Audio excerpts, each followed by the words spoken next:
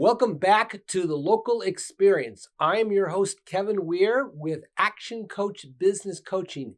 And today I have Noah Botnick and Chris Allred with Scanned Media Creative. Gentlemen, welcome to the Local Experience. Yeah, thanks. Hey, Kevin. Yeah, thanks for having us. Let's go ahead and start off. And I'm going to start off with you, Noah. What made you decide to get into the marketing game? How did a guy like you all of a sudden start making websites and doing marketing? Oh, good question, Kevin. I worked for a couple of marketing agencies, managed, in the marketing management and sales.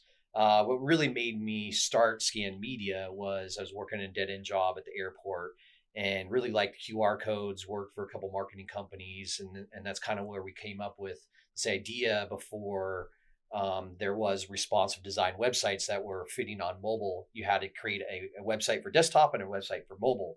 What I initially created was something you scan with a QR code and it pulls up a mobile site that has all your on and offline presence all in one little page. So it's about 10 years ago. Yeah, so, and I remember one of my clients was a brewery over in Ellensburg, Washington, and they caught on to that early, and you would at the top of the bottle cap have those QR codes, and it actually worked real well for them. Yeah, it's kind of a love-hate thing. I think people have either they really like them and they can use them for marketing, or they don't see the sense of them, they don't like them. So I think it's a little bit more relevant now with COVID and where you have those things where it's a touchless thing where you can scan and get a menu. But yeah. Good. Yeah. So Chris, how did you get into marketing? What decided to make you do this kind of thing? Yeah, I was always been passionate about it, even from a young age. I've always been in sales. I really was a professional salesman for most of my career, which, as we all know, sales and marketing go hand in hand. And so I've just always been really passionate about it. And then I think the thing that really changed a lot of things for a lot of people was the internet, right? Mm-hmm. Like the ability to digitally market from, I started like most stories in my basement, messing around on eBay was the first thing I did, and then messing around with SEO. And then, that was 10 years ago. And so over the years it's evolved, and obviously we do a lot more than that now, but it's just always been something I've been passionate about. And I think one of the reasons I love it so much is it's that fine balance between creative and analytics. Yeah. So a lot of what we do is about creative and making things look good, making things pretty, but marketing in the end always comes down to business results. And so again, I've just always been passionate about it, as you can tell from a young age. Yeah, that's interesting. Yeah. So now you guys have an announcement to make. If I understand this, We do. You guys are forming a partnership, We are. and you're going to change the name of the company to Scan Media Creative Marketing. Yep. Tell us about that. We actually met through you, That's believe right. it or not, which is awesome. You've known Chris longer than you know me. And Chris was actually looking for somebody in the agency world that did stuff that he didn't do. And subconsciously, I was actually looking for the same as well, kind of adding the marketing into what we do, because we were mostly creative, building websites and apps and custom stuff. And Chris is doing all the marketing. And we worked together for about 6 months, kind of worked together on a couple of clients. We ended up getting like 5 or 6 accounts together, and just kind of with your advice and your guidance, just kind of said, let's just take this plunge, and, just makes sense to partner up. And I'm really glad. I'm glad that we partnered up, and that's kind of where the creative marketing comes in. Is it's kind of an opener, like what's creative marketing? I'm glad you asked, and kind of really the story behind that is we create all the creative stuff, all the websites and the apps and this custom development stuff. And then once you have that, you got to add the marketing. So, which is where, Chris and his expertise. So the cool thing is that, with working with us, you're getting 20 years of experience together. Yep. So we really love, and it's a passionate thing. We really love what we do, and I don't see it as work. I'm sure Chris doesn't see it as work as either, but just meeting small businesses, their owners, and seeing that light go on and saying, hey, you don't have to do this alone. We're going to help you. Yeah. So Chris, what did you see, and when did you realize that there was a chemistry and had this unique opportunity to said, wait a minute, let's partner up and let's create something far more powerful than just ourselves? Yeah, a lot of the things that Noah already hit on, but even more than that, a lot of just our same business principles and values are the same, which I think is really important when you ever even consider going into a partnership. the practicality of owning and running a business obviously is important, but just those base philosophies and the things that I think are most important in business is exactly what Noah thinks is most important in business. And so that, along with just kind of our immediate chemistry, like he said, we started working together for just a few months, and all of a sudden, we were doing a lot of business together, and it got to the point where it was, do we just keep going down this path where we're sharing clients and we're both of our companies are doing well, or do we just kind of take this jump and work together? And so we made that move, and it's just been full speed ahead since. Well, I remember when because you called me up and said, Kevin, I'd like to sit down. I want to bounce some things off of you. And I came in the office and we started talking. And towards the end of the conversation, you said, who could you hook me up with that would be a great synergistic partner? And all of a sudden it was like, oh, you need to talk with Noah Botnick. And I still remember that. And I immediately, as soon as you left the office, I messaged Noah. I was like, you need to talk to this guy, Chris Allred. I've known Chris for quite a while. And I just made the introduction, and just magic happened with you guys. That was August of last year. Exactly right. And it just kind of spinning off of that, even just like when we go into sales presentations, usually it takes years, months to kind of be able to read each other without saying anything, and to be able to, correspond and work together. And we just immediately just hit it off. And, I know my section, which is all the creative stuff. He knows the marketing. So it just kind of goes hand in hand. And we look like we been working together, selling for years. And it's only been a couple months. And that's really hard to find. It is. Well, I guess what was the movie Matchmaker, Match. And I just knew after that meeting, because I had known you for several years, and I had just started working with you. Right. And I was like, this is like almost like hand in glove perfect. So that's great. I remember one of the things you said too, Kevin, was that I think we were both self-described grinders, which is a word that you used. When I say the word grinder, it doesn't mean that we work 18 hours every day, but to Noah's point, this is what we're passionate about. So 90% of the time, it doesn't feel like work. We're up until 8 or 9 o'clock every single night talking and texting and figuring out what's next. And we're just a ton of passion behind it. So Yeah, and I think that definitely it shows when we meet with clients and the work that we put out and our team that we have, it's all the same goals. We don't just put out, crap stuff. We put out quality stuff, and our clients are happy, and we make sure our clients are happy. That's kind of really the number one goal with business these days is, customer service. So let's talk a little bit about marketing during the pandemic. So we know what marketing looked like pre-pandemic. What's been the biggest change that you have seen in marketing over this past year? I think especially on the marketing side of things, I couldn't even put a number on it, whether it's the last 10 years or however long social media has been prevalent in our lives. I think the biggest change I've seen is that pre-COVID, talking to business owners, you would still daily run into people that didn't look at social media, didn't look at the power of websites as powerful business tools. And now fast forward, a couple months into the pandemic, and especially now today, you don't hear that anymore. So I think the thing that it's really done specifically for digital marketing is it's no longer kind of halfway in between this. Is it a real thing? Is it going to be here for a long time? Does every single business need it? Now, every single business in the world knows that they have to have it. Yeah. And I think that's one of the things that the whole pandemic has just been an acceleration process. What was growing at about 10, 15, 20%, the pandemic just made it blast about 100%. So here's a question. What no longer works in marketing? Friction.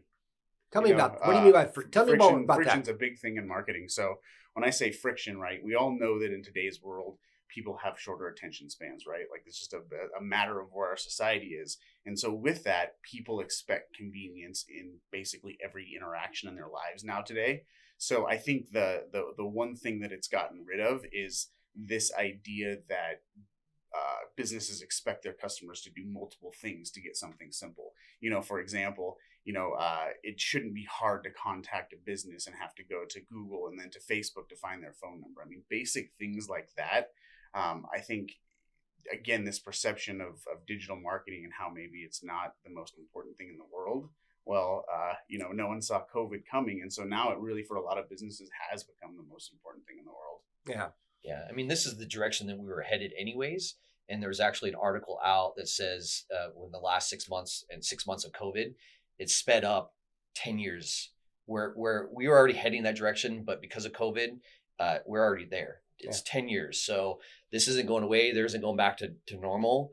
I think the biggest thing is being able to use those digital platforms, online, social media, to engage with your customers. That's where they are. That's where, they're used to now with, brick and mortars kind of closing up and being forced to pivot. And so we've had to pivot. We were offering a lot more content creation, because content's the king. You can have all the best marketing in the world, but if you don't have good content to get out there, you're kind of just sitting in water. So, dead water. So what would be ways that business owners can reduce or eliminate friction? Because this is one of the things I see out there is that I have a principle I work with all clients is make it easy to buy. What are some ways that you are seeing that business owners need to be better at reducing that friction and making it easier for the customer to buy? Yeah, one of the first things that we do when, if we've got a discovery or prospect meeting set up with somebody where, it's our first conversation with that business owner, there's a little bit of research that we do beforehand. And literally the very first thing that we do is we make sure that their information online is uniform. I mean, we've all experienced that where a business owner doesn't have the proper information on their Facebook page or their website or on Google or examples of like that. And so making your information really, really clear and making it available to people is always the first step in digital marketing. And even above and beyond that, you want to make sure that it's really easy for people to find you when they go to Google, when they go to Facebook. So, a lot of times we get business owners that'll have, slight variations of their name on Facebook versus what's on their website and things like that. It's just different hours. It's really important to have that stuff uniform because, to a bigger business perspective, like, Kevin, when it comes to a business owner and operating any kind of service or product to people, you want to capture the people that are already looking for you. Yeah. If somebody wants to, buy your thing, you want to make it as easy as possible for them to find out how to buy your thing. Yeah. Yeah. And I think that to add on to that, simpler is better. So we're getting a lot of, that's kind of our motto is you don't need this huge elaborate website that, has multiple pages if your business doesn't need that. And so I think we're getting a lot of clients that are going, I want to streamline my website. I want to do a facelift and just make it simpler, user experience, I kind of have the saying, like pretty much anybody can build a website, but being able to think of how your customers go through the website is a totally different thing. And that's what we focus on is, that user experience, and just revamping the websites, creating more content. I believe social media has kind of turned more into who's behind the scenes. What I mean by that is if you're a pizza company, we know that you sell pizza. And so if people are just posting pizza on their feeds, people are going to get bored. They're going to probably stop following. They're going to probably do something else. But if you start to go, oh, this pizza person, here's an interview of their family, this has been in the family for 30 years, then people can relate. And now you have something that, gives them a little bit of attraction to go, oh, I'm going to go support this local business because it's been around for 30 years. Yeah. So, and I think that's just one of the things that I see really in a much more powerful way. What's happening in the pandemic is that we're forced to get away strictly from feature, advantage, benefit. And we need to start moving more towards the story because are you familiar with, I think it's Donald Miller story out of Nashville. Mm-hmm. One of the things that he talks about is that great advertisement is almost like in the movies. The movie has a story. Every story has a hero, and the hero goes through a process that enables them to eventually succeed. And one of the things that I see with effective marketing is that we need to really start focusing on the story and make the customer the hero. And now the customer is guided. And remember, if you remember Karate Kid, you had the Karate Kid, he was the hero. Who was the guide? Mr. Miyagi. Right. So you are Mr. Miyagi guiding that individual along the path of decision to enable them to be successful. And see, this is one of the things that I think I see with so many businesses is we were taught for years and years and years, feature, advantage, benefit. We got pounded into our head. It's still important for a segment of society, but I think a lot of people are starting to want the story behind the feature, advantage, benefit so that they can connect. Connections, yeah. Yeah. So what are some ways that you see that business owners can implement something like this on social media? What are some ways they can go about doing that? One thing you said that I love is it really is about telling the story, and the story is how you differentiate yourself from other businesses, because everybody knows what an auto shop does. Everybody knows what a pizza place does. Everybody knows what the steak restaurant does. It really is about telling that story. And I think kind of what you were alluding to with Mr. Miyagi being a guide for a business, that is kind of really what we do, because, you know, it's not our story, right? You know, if we've got a client, you know, it doesn't matter what they do. It's not our story. It's our job to find out the best parts of their story and how to communicate that. Because in the end, really what digital marketing comes down to is attention, right? Right. You want people to know about your business in the appropriate context. That's what it comes down to.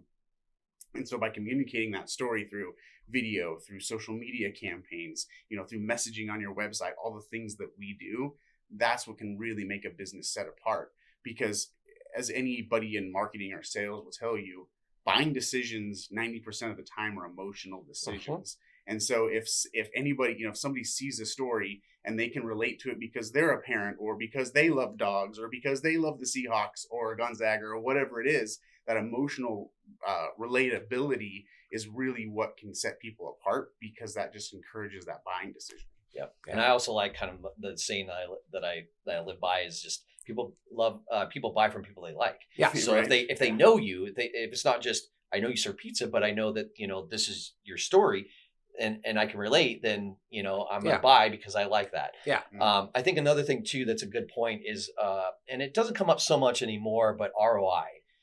Marketing ROI has changed quite a bit. It's not so much dollar for dollar. It's more about, you know, consistency and you know, trying different things, A/B testing to see what your audience likes. And that's your return on your investment, is getting clicks to your website, getting calls. So, you know, when clients say, you know, I want my return on my investment, what's my return on investment? Well, if you're looking at for dollar, it's really hard to measure it that way anymore. And you shouldn't do marketing if you're going to think, you know, I spent $1,000, I need to get $1,000 back that month. You know, you got to think, I'm going to spend $1,000, but I'm going to get 10,000 people that are going to see my website. And maybe 10,000 people, out of those 10,000 people, you know, 2, 10, 30, whatever is going to go to my website and they're going to buy. That's how it should be measured. And sorry, what he's talking about is one of my favorite topics. Is what he's talking about is the difference between sales and marketing, right? Sales is, we all know what sales is, right? But the difference between sales and marketing is, sales is that direct, you know, you have a sales meeting with a client, and did you or did you not close them? Marketing is about attention, is about consistency, is about brand recognition and trust. So to Noah's point, he's dead right. It's more about the global attention and the awareness of your brand, just not, you know, I spent $500 on Google. How many phone calls did I get for it? Right. And see, that's the key here on what I call testing and measuring. What's working, what's not working. I have met with so many business owners over the years, and I will talk to you. I said, well, tell me about your marketing. I said, great. What's working? Well, I think, when I hear the words, well, I think this is marketing, it's like, whoa, time out. Do you know it works or it doesn't work? Well, it worked a couple of years ago. Well, see, that's the problem, is we don't monitor what works and doesn't work. And so great marketing is not only obviously getting leads in the door and new customers, but it's also identifying that things will change over time. Here's a classic example. Yellow pages. When I first started coaching in 2002, it was almost mandatory for every one of my clients to have an effective yellow page ad. How many people really go to the yellow pages today? Maybe if you're an 80-year-old individual who hates going online, but that's not most people's target market. And so I think if we don't have a good handle on what works and what doesn't work, and then start making adjustments to either change the strategy or improve the current strategy to make it work better, that's a key. And too many business owners don't have their eye on that ball. Yeah. So one of the great questions that I always wonder about this is, what's the worst absolutely idiotic marketing campaign that you've ever seen tried to be executed? Oh, jeez. Mm. Well, actually, you know what? I have an indirect answer to that question. I'm a firm believer in, again, the idea behind marketing, right, is you have a great piece of content, whether it's a website, a video, or whatever it is, and then you market that. So I don't necessarily think any campaign is harebrained, because the thing that we communicate to our clients, I mean, upfront from the first meeting is, in the end, we don't know if things are going to be effective from a marketing perspective until we actually do them. Now, of course, we have a lot of knowledge. There's a ton of research and things like that we can do, and we're really successful at what we do. But that truly is that black and white statement that who knows if this ad is going to work, or if this video or this commercial or this website is going to work until you make it live and you get actual humans to it. So I can't. I don't know. You mean we hear crazy ideas almost weekly. I can't think of one specific thing. Yeah, I can't think of anything, in particular, but we're not magic, No. and Oh, that's a good point. yeah, Yeah. and I think I wish we were. I wish I could Right? go. You got a bunch of sales, Yeah. but to kind of Chris's point, it's testing, it's A/B testing, and a pizza shop over here may have different audience and may be attracted to different types of marketing than somebody on the South Hill. So that's why it's not that we don't know what we're doing. It's just we have to know what your audience is going to be attracted to, and that's why we do a little bit of testing, A and B, to find out which ads are working, which direction, and then when we get something, then we run with it. Yeah. And that's why it does take a little bit of time to get things going, to get things set up, to do some research, but we do get results, it just takes a little bit of time. Yeah. And I think a lot of what I see in failed marketing is what I call prisoner of war ads, name, rank, serial numbers. So you basically get name of the business, list of what we do, call me here. And there's no life to it. It doesn't. There's no excitement. There's no excitement. It basically is sort of like, as I said, it's a prisoner of war ad. It's like, what's your name? What's your rank? What's your serial number? Well, that doesn't tell me anything other than the facts. Yeah. I mean, yeah, it's going to appeal to a small portion of our population who likes the facts, but probably about 85 to 90% of people want to have that connection with the brand, with the company, and how quickly will it solve my problems? Because if I see at the very top of an ad the name of the company, the only people that care that the name of the company is at the very top is you or maybe your mother. It doesn't tell me anything. Right. And see, so many people still have that 50, 60-year-old mentality. When you opened up the yellow pages, hey, that's exactly what a yellow page would look like. Well, we're in a whole different world now where we've got to communicate in a way that connects with people, shows value, shows empathy, and gets them to take action all at the same time. And that's a skill set, I think, over the past almost 20 years I've been doing this, that we've been transitioning more to that. And some people, you just have to drag them along, kicking and screaming. Yeah, and kind of a good segue to that too is content is king. And that's what we've been, working on, is putting together some packages where we offer content creation. So we're out there taking videos and photography and do graphic posts or graphic design posts for their social. So they don't have to worry about that. They can work focusing on their business and doing what they do best. And then once we have all that content, then we use that for marketing. We use that for their website. So that's been a pretty big popular thing, because it's creating the content, that they own 100%, but also then we can use that content to do marketing, to update their website, to update their social media. And so that's one of the big things that can be done, is look into the content creation, or look into, doing some digital ads, marketing, if businesses, want to try to do this.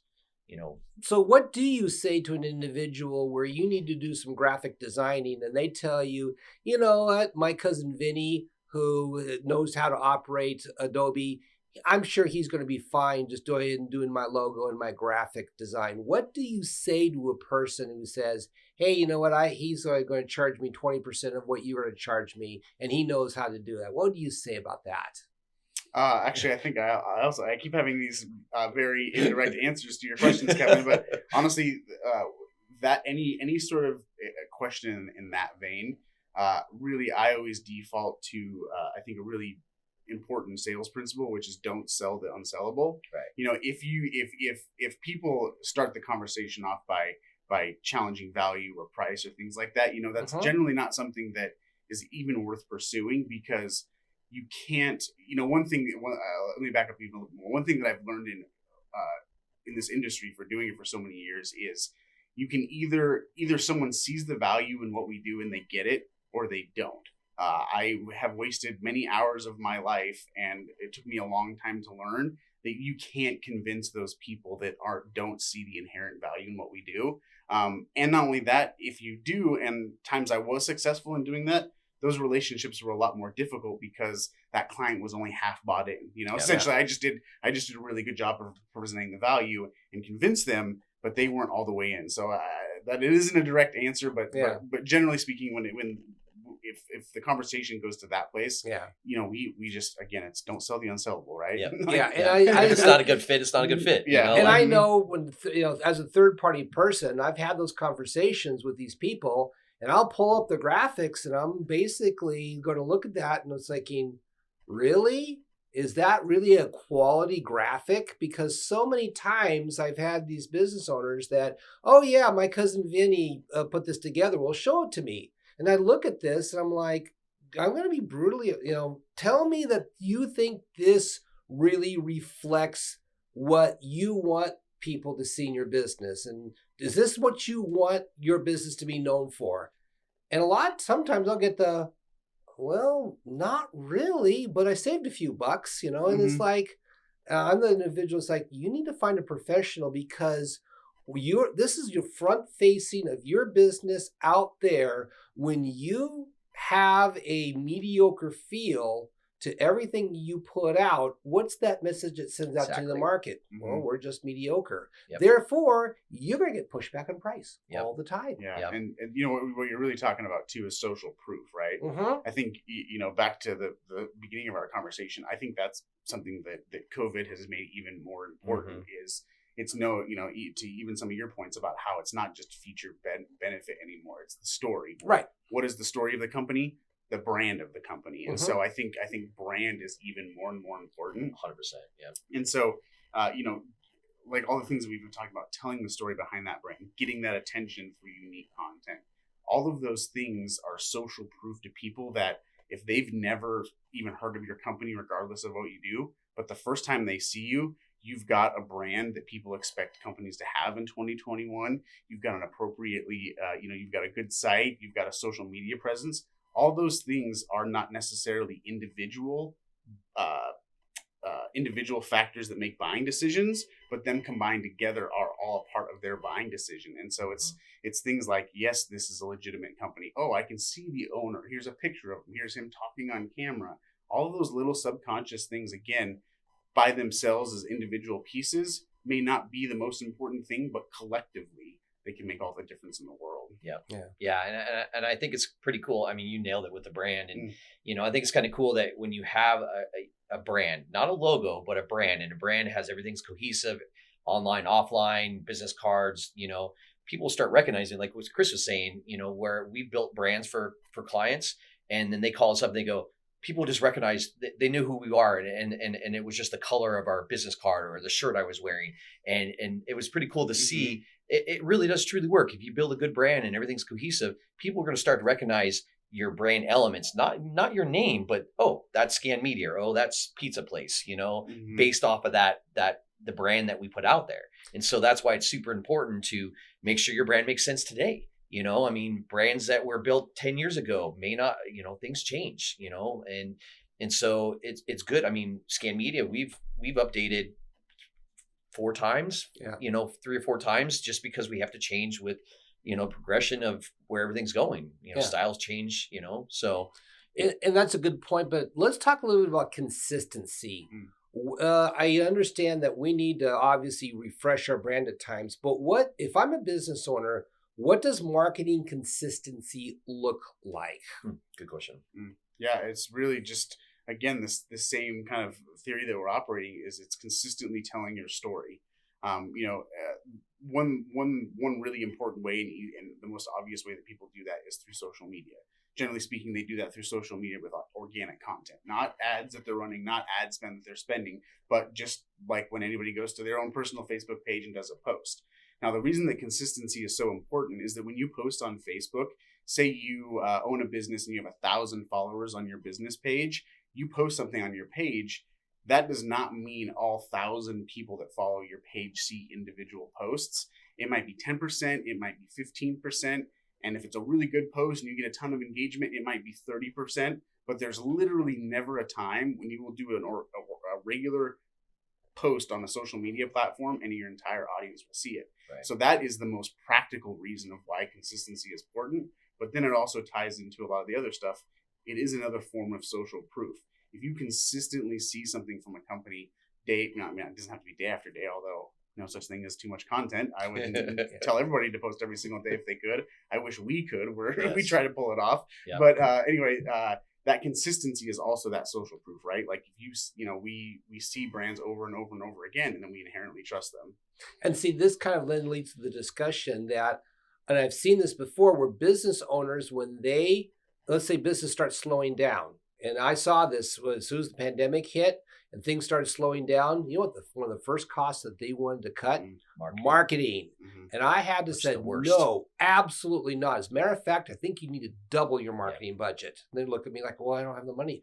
Find it somewhere, because if you don't, your competition's going to do it. And then people are going to lose touch with you. And people still have to buy or still buying things even in the middle of the pandemic. Yep. Mm-hmm. And see, this is where, and then also, now we're really busy. Oh, we're so busy. We're doing this. I'm going to cut my marketing in half. No. Why? Because eventually you're going to lose momentum, and then you're going right back down the other side of the hill, and we have to start all over again. Yep. The whole concept of flywheel. The flywheel concept is you keep cranking that flywheel and keep going and keep going and keep going until it can spin on its own. And fine, once it's spinning on its own, you just give it a couple of taps. That's fine, but you still have to be consistent. Mm-hmm. Yeah, and there's a lot of things, when we go and talk to businesses, and some of the businesses that we've talked to, they're like, we want to keep it old school. Their website's not updated. Mm-hmm. You have to fax in something, and I understand that, you want to keep that personal touch, but you can't be old school, because your competition is going to move in and they're going to have online ordering and they're going to have, better looking website. And then what? Your old school, your clientele, they're going to go to where it's more convenient. Mm-hmm. And it's just really sad to see some of these clients that just truly don't want to change, and there's nothing we can do, until we get the call, which does come, and they're like, we're freaking out. We need to get going. And it's like, you might be a little too late, so old school is old school for a reason. Yeah. So let's bring this back to today. So let's pretend I'm a business owner. I know I need to do marketing. My marketing sucks, or I have no marketing. What's the very first thing as a business owner? Give me the first 3 steps to get your marketing back on track.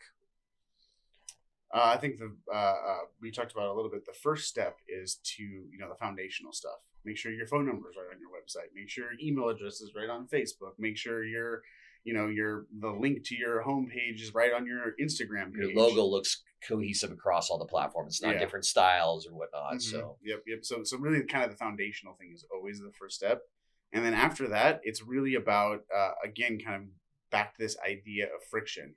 What parts of your business or your sales process cause friction for your clients? Mm-hmm. Is there a way to automate that follow-up call to confirm something? Is there can that be an email campaign? Things like that, really, really looking at ways that you can make the experience better for your clients. Yep. And then I think the other step that really comes to mind is making sure those dollars are effective. Kind of to your point, I think that's, and to Noah's point about old school versus new school, that really is a big difference in today's world. If you want to spend $2,000 a month on Google Ads, we can tell you to the penny exactly what you got for that $2,000 on Google's ads. Yeah. But if you spend $2,000 on a billboard, there's no, how do you measure that? You have to ask every person, and we all know that people forget. Yeah. People don't want to answer, so it's more measurable because you have those tools in place, and billboards and radio ads and all that stuff, magazines aren't necessarily dead. They just they're not as effective as they once were. Right. So And then I would add the other thing in there is I call it the why you. Why does Mm. somebody want to do business with you? Mm-hmm. How well are you articulating that? And that's part of the story. Mhm. But so many business owners are like, well, we're here and people should just come to us. Well, what is the why? What makes you the person that needs to be the choice for them? If you are not articulating that, then all of the advertising and marketing in the world will fall on deaf ears because nobody can comprehend what's the difference between you versus somebody else versus somebody else. Yep. Mhm. And I think the biggest point is people nowadays don't shop off the cheapest deal. I mean, Right. yeah, there are those people that just want the cheapest deal, but in most consumers, they want to know that they're being taken care of. I will pay more money to a business that I know that I'm going to be taken care of than getting a deal where when I have an issues, I can't get a hold of anybody. Right. And so thinking about that is a huge, thing. Customer service, it's, especially with brick and mortars kind of going away and everything's online, you don't have anything left but to do that, the best customer service possible, the best experience. And they're going to remember Yeah. and they're going to tell other people. Mhm. So And I huge think, on yeah, customer and service. I think a big point on that then, as far as marketing, is price point. If you cannot sustain a business if the only thing that makes you unique or makes you different from anybody else is I'm the lower price. Right. Yep. And a lot of comments I've gotten over the years is, well, Walmart does it. And my comment always back to them is, Look at how Walmart. big is Walmart? Yeah. They're what, 60, 80 billion dollars. They can do it. They can Yeah. do Yeah. it. Yeah. How, does that work for you? No. And so we always have to look at if how can I then sell true value that yes is going to be higher than a Walmart type business. Yep. Does that make sense? Yeah, absolutely. Yeah. You're exactly right. Yep. Yeah. It's funny.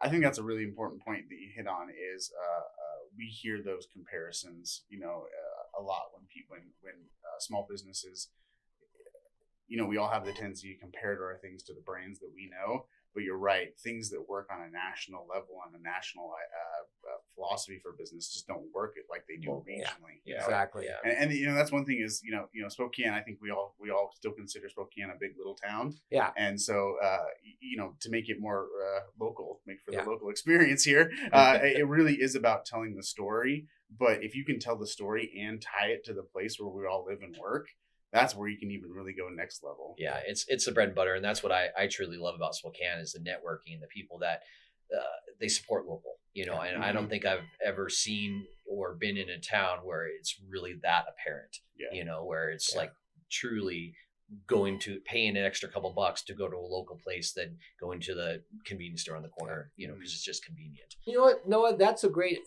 topic. Why don't we talk a little bit about the business climate in Spokane? What is it that you see that's good, and what could and Chris, what's good or what could be better as far as our business climate? What could we be doing more of to improve our business climate in this region? I think one of the first things is kind of I think Spokane does a really good job of, we're never going to be the town like San Francisco or Austin, Texas at the cutting edge of technology. But I do think Spokane does as a business community really does a good job of adopting some of the more forward-thinking marketing principles and ideas that are prevalent right now. And so it could, because one of the things that makes Noah and I's partnership so great is we don't really spend a lot of time thinking about competition and other businesses that do what we do, because there's so much business in the world for everybody. Yep. I mean, and competition's good. Competition is never a bad thing. No. Just makes you look at your competition, you go, I want to do that. I want to get to that level. Or they're looking at us going, I want to do that level, and then you just kind of you get better. Yeah. So I think competition is great, and kind of spin off of what you're saying. Understanding and appreciating branding. We tie that branding back in. We're getting quite a few little branding projects where people are updating their brand, making sure that that's updated and current. There's nothing worse than having something that looks so dated that when you drive by, you don't even know if they're open because it's not current. It doesn't look like it's alive. So focusing on, updating your brand and, making sure, your online store is easy to use. I mean, those are some of the things I think that could really just focus on, doing, whether you do it yourself, a DIY platform, Right. which has some benefits and disadvantages, or hiring an agency like us. Yeah, So, exactly. And see, this is one of the kind of going back to our regional economy. I just think that what really helps us stand out is that we've sort of put an infrastructure in place that enables growth. And at the same time, we haven't overdone it because to me, Seattle is kind of like a cake that went into the oven and got overbaked. And now you mhm. pull it out, it's like, okay, that's too much. Mm. And now we see so many opportunities coming to Spokane because, I've lived here all my life. And we've waited for a time like this where now we're getting national attention. We have the infrastructure that we've put in place, and now all of a sudden people are paying attention. I think, COVID has just accelerated that process. Yeah. So I'm excited. I hope you guys are Oh, yeah. excited I by the mean, kind of growth that we're going to have in this region over the next number of years. Huge, and it's already started. We're already seeing a ton of new businesses being opened up, whether they have relief from COVID or they lost their job and they're looking for something started, to start something new. This is the time to do it. This isn't the time to sit and curl up in a little ball and wait for this to go away. Like, we just have to adapt and learn and pivot. And we're seeing a lot of businesses pivot right now, including us. We pivoted, we pivot many times when we need to, with the market changing, and businesses need to do that as well. Just constantly looking for that next little edge or that next little thing. And I'm starting to see these businesses in this town update their branding and kind of pivot and make it more, exciting. And that's what they're doing. Prior to COVID and prior to, all this stuff, there was, nothing, it's kind of the old, it's not broken, why fix it? Yeah. And I think that's the wrong way of thinking in business. Yeah, exactly. So, in my I opinion. hope one thing that's done too for a lot of business owners too is all business owners have to be reactive, right? Stuff happens, things happen every day. You got to react to those. But I think one of the things that hopefully COVID has done for a lot of business owners is identified the value of being a little bit more proactive. Mhm. Yeah. One of the things I hear you talk about all the time is working on your own business, not in your business, right? Right, That's exactly.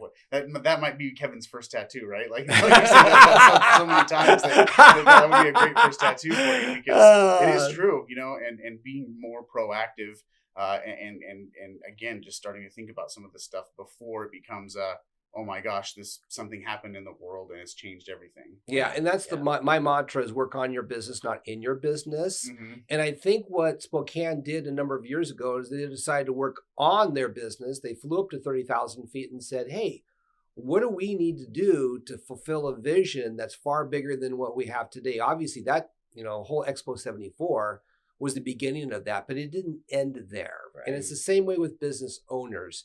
Yes, you go ahead and you fly up to 30,000 feet and you get something great accomplished, but it doesn't end there. What's the next level and the next level and the next level and the next level? And I'll be honest, gentlemen, I think there's a lot of business owners in this community that have limited thinking. Mm-hmm. And I've talked with them. They're like, well, you know what? This is all the bigger I want to get. Why? Well, they can't give me a good explanation. Right. Why not dream big? Why not think big? Why not be another Amazon, Apple, or far bigger than you could ever imagine? And this is the challenge, I think, with this community, that we're starting to break out of it, is we used to be a community that thought in a very narrow regional, what, if I can be good in Spokane, that's all I need. No, there's aren't we a test market? Yes, in like many we're supposed cases, to be. yes. We're supposed to be a test market. We're supposed to be like 10 years behind. Yeah, but I think we're catching up to where now we're current. We're no longer 10 years behind. We're getting the new technology. Bars and restaurants are getting online ordering, where prior to COVID, it was kind of a luxury thing, or it was like, oh, we're fine, we don't need to do online ordering. Now you probably can't find one place that doesn't have an online ordering, because that's what everyone had to adapt to, and that's where everyone's going to do. They're used to it already. We've been training our minds for over a year that this is the new way of doing that. So Yeah, it's interesting to kind of see the pivot. I'm excited. I'm excited that business owners in this area are getting more excited and taking more ownership of their company and their brand, and not just saying, oh well, it's paying the bills, or they're going, this is my baby. This is, I'm proud of this. Yeah. Um, Yeah, Yeah. and I think you're so true when you talk about thinking big, because especially in today's world where let's rename the word internet to opportunity. And that's Yep. the thing that's changed is I mean, Amazon's the perfect example, right? Amazon wouldn't exist without the internet.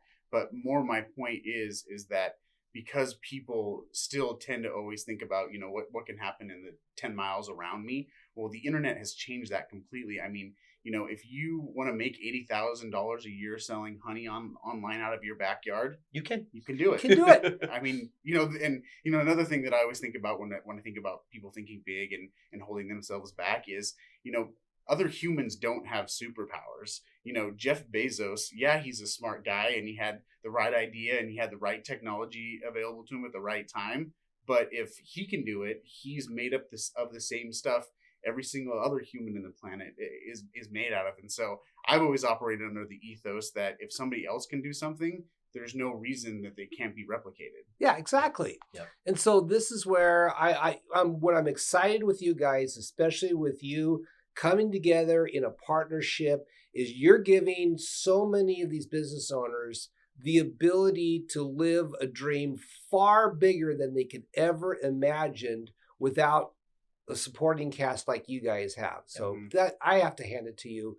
Well done. Thank you. Great job on the partnership. And I see a huge future for you guys helping businesses in this community become national and even international. Yep. Yeah, great. Yep. And kind of a testimonial to you, we're coaching with you. And I think because we have that ability to be able to go to somebody and answer questions that we need help with is priceless. Yeah. I mean, it truly is. And, and I get asked a few times, oh, what do you think about coaching?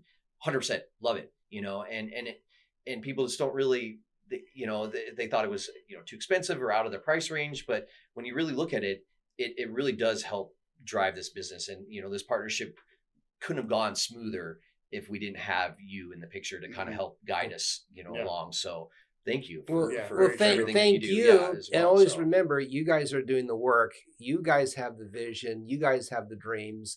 I'm here to guide you along. So well done. Yeah. So if somebody wants to get a hold of you and said, hey, Chris, Noah, I need a new marketing campaign. I need my marketing refresh. I need to start from ground zero. How can they get a hold of you? Best thing would go to our website, scanmedia.com.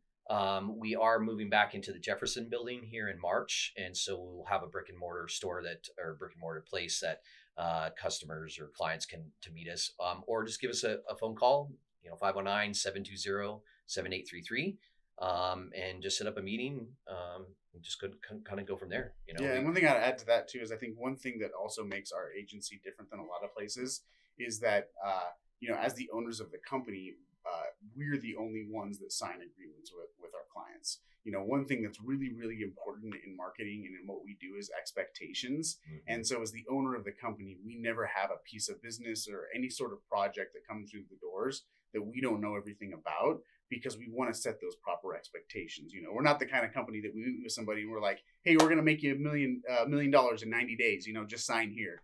We don't do anything like that. And so I think that is one thing that makes us different. And truthfully, we don't get every single client we ever meet with, but that's okay because we're passionate about what we do. And one thing I love that Noah and I really put an emphasis on is education for our clients.